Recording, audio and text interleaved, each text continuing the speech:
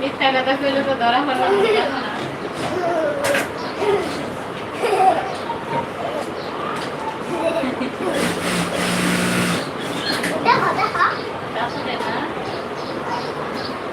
ওটা বিশাল রোগী আজকে কি দিন হয়ে গেল